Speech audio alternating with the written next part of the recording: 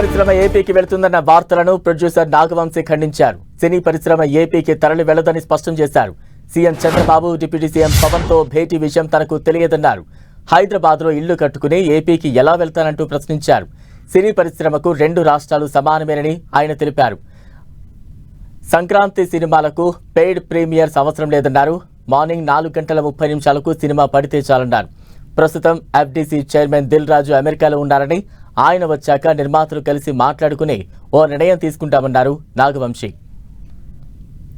ఆంధ్రాకి షిఫ్ట్ అయిపోవట్లేదు, కానీ తెలంగాణలో ఎలా ఈవెంట్స్ చేస్తున్నాము, ఆంధ్రాలో అలానే ఈవెంట్స్ చేస్తాము, తెలంగాణలో ఎలా షూటింగ్స్ చేస్తున్నాము, ఆంధ్రాలో అలానే షూటింగ్స్ చేస్తున్నాము. 2 స్టేట్స్ డెవలప్మెంట్కి మేము చేయాల్సింది మా హెల్ప్ సపోర్ట్ మేము చేస్తూనే ఉంటాం. అంతే తప్పితే షిఫ్ట్ అవడం గురించి నేను అన్నది దయచేసి దాని పెడార్థాలు తీయకండి అని చెప్తామని మళ్ళీ వచ్చాను. Thank you. సినీ నిర్మాత నాగవంశీ కీలక వ్యాఖ్యలకు సంబంధించి మరింత అప్డేట్స్ అందించేందుకు మా ప్రతినిధి వెంకట్ సిద్ధంగా ఉన్నారు. వెంకట్, అంటే ఇటీవల జరుగుతున్న కొన్ని పరిణామాలతో తెలుగు సినిమా ఇండస్ట్రీకి ఏపీకి వెళ్ళిపోతుందా అన్నటువంటి ప్రశ్నలు వస్తున్న సందర్భంలో నిర్మాత నాగవంశీ ఒక క్లారిటీ కూడా ఇవ్వటం జరిగింది. 2 తెలుగు రాష్ట్రాలు కూడా సినిమా ఇండస్ట్రీకి చాలా ముఖ్యమని, మేము అక్కడ షూటింగ్స్ చేస్తాము, ఇక్కడ షూటింగ్ చేస్తాము, 2 తెలుగు రాష్ట్ర ప్రభుత్వాల నుంచి కూడా సినీ ఇండస్ట్రీకి కావాల్సినటువంటి అన్ని కూడా అవకాశాలు కూడా తీసుకుంటామని కూడా ఆయన చెప్పడం జరిగింది. ఇండస్ట్రీ ఇక్కడి నుంచి వెళ్ళిపోతున్నట్టు అంతా కూడా ఫేక్ ప్రచారం అంటూ కూడా ఆయన చెప్పడం జరిగింది. దాంతోపాటు త్వరలోనే ఏపీ సీఎం చంద్రబాబుతో పాటు డిప్యూటీ సీఎం పవన్ కళ్యాణ్ కూడా ఇండస్ట్రీ నుంచి కలబోతున్నట్టు విషయం అయితే తనకు తెలియదని కూడా చెప్పడం జరిగింది.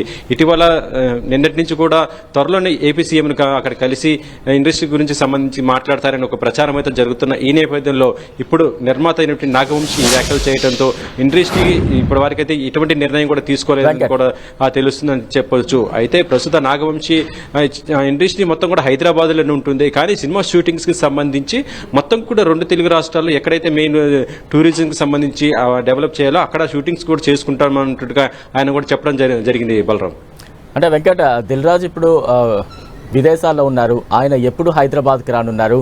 ఆయన వచ్చిన తర్వాత వీరంతా ఎప్పుడు దిల్ రాజుతో కలిసి సమావేశం నిర్వహించే అవకాశాలు ఉన్నాయి? Dil Raju Game Changer pre release event కోసం ఆయన డల్లాస్ వెళ్ళటం జరిగింది. అది అక్కడ అయిపోవటం కూడా జరిగింది.